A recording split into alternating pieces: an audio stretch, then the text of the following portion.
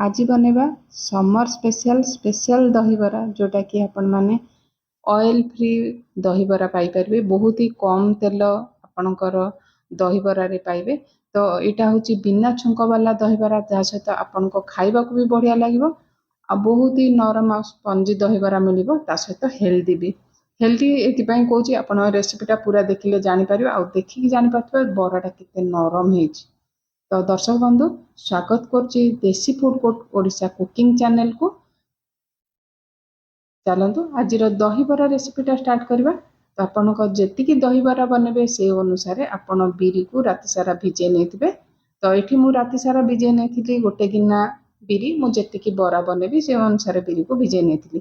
तो 2-4 थर धोईकरी पानी को बाहर कर नहीं गोटे बाटिबा छोट ग्राइंडिंग जार नहीं जो थी कि पानी आपण कम यूज करके ग्राइंड करें।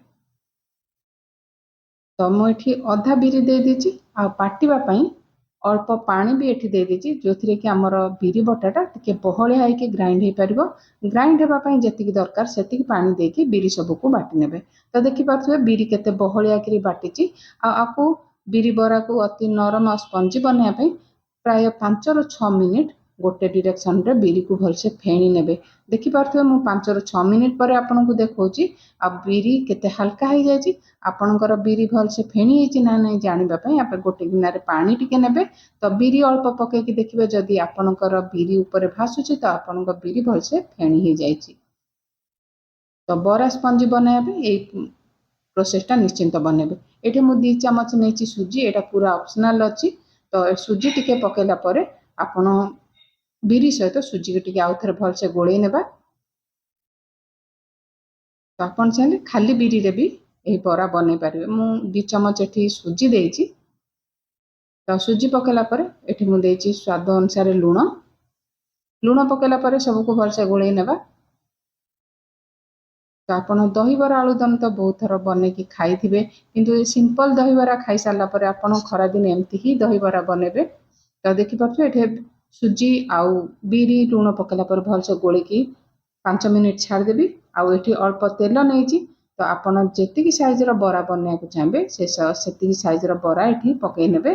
तो एठी मझिरे मु होल करिछि आपण चाहिले बिना होल वाला भी बरा बनै पारिबे। तो सब बरा को मीडियम हिट रे फ्राए करना। तेल टिके भलसे ताती होला परे मुठी बरा सबको पकै नेछि। तो बरा को 1 मिनिट छाड़ला परे एपट सेपट करी उल्टे नेबा। तो दर्शक बंधु आज ये छोटिया रेसिपीटी आपण मानक जो भल लगी जदि तो वीडियो को निश्चिंत गोटे लाइक करने।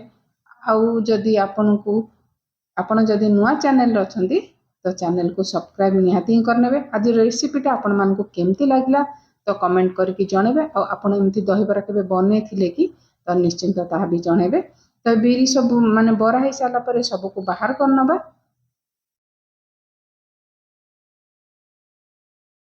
तो आउ जहाँ बिरी थिला मुझे आउ बरा पकईकि सब बरा को छाणी नहीं। प्राय आजिकल लोक कम तेल भल जिनस खाइबा चाहते। मु तो एमती बरा बनवा को प्रथमे मु भाविली जो मैंने दहीबरा आलुदम खाऊँ सिंपल बरा से पसंद आसे मुझे थरटे ट्राए करिया बहुत ही टेस्टी लगे। तो ये गरम पानी नहीं जो बरा सबको छाणी थी तो ये बरा सबको पकई नहीं जो बरा भी आम टाइम लगे। तो ये पूरा नरम हो गरम पानी जेहेतु आम बराटा भिजेचे तो ये 5 ରୁ 10 मिनिट भिजिबा को छाड़देबा। से समय आम जो दहीबरार पानीटा ये बनईना। ये खटा दही नहीं गोटे गिना मुझे खटा दही नहीं दहीटा को भलसे आम फेंटी नेबा। तो ये गोटे गिना मु दही नहीं आपण को जी जो दहीबराटा हम टे पतला हम तो जी चाहिए आप पानी दे पारे। ये गोटे चमच देची कला लूण। तो ये दहीबरार बहुत ही बढ़िया लगे।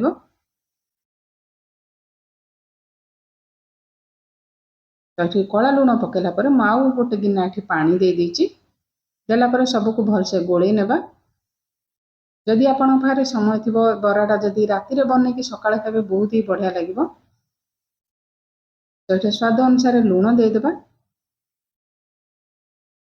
जेहेतु खटा दही टिके लूण टिके अधिका लगे लूण पकेला परे टिके गोलई नेबा। जेहेतु मु हेल्दी दहीबरा करी तो ये गोटे बड़ गाजर को ग्रेट करके नहीं पकईची। ଆଉ ଏଠି ନେଇଛି ଆମ୍ବ କଷିଆ ଅଦା ବଡ଼ ଖଣ୍ଡକୁ ଏଠି ଗ୍ରେଟ୍ କରିକି ପକେଇଛି। ଆଉ ରାଗ ଆପଣ ଯେତିକି ଖାଇବେ ସେଇ ଅନୁସାରେ କଞ୍ଚା ଲଙ୍କାକୁ ଛୋଟ ଛୋଟ କାଟିକି ପକେଇ ପାରିବେ। ତ ଏଠି କଟା ଧନିଆ ପତ୍ର ବି ଦେଇଦେଇଛି।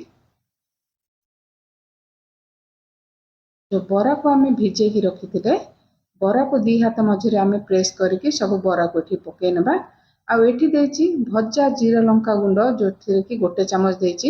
ଯେହେତୁ କଞ୍ଚା ଲଙ୍କା ମୁଁ ଟିକେ ଅଧିକା ପରିମାଣରେ ପକେଇଛି, ତ ଭଜା ଜିରା ଆଉ ଲଙ୍କା କମ ପକେଇଛି 1 ଚାମଚ। ଆପଣ ଯଦି ଟିକେ ସ୍ପାଇସି ଚାହୁଁଛନ୍ତି ଟିକେ ଅଧିକା ପକେଇ ପାରିବେ। ଆଉ ବରା ସବୁକୁ ଦେଖିପାରୁଥିବେ କେତେ ନରମ ବନିଛି।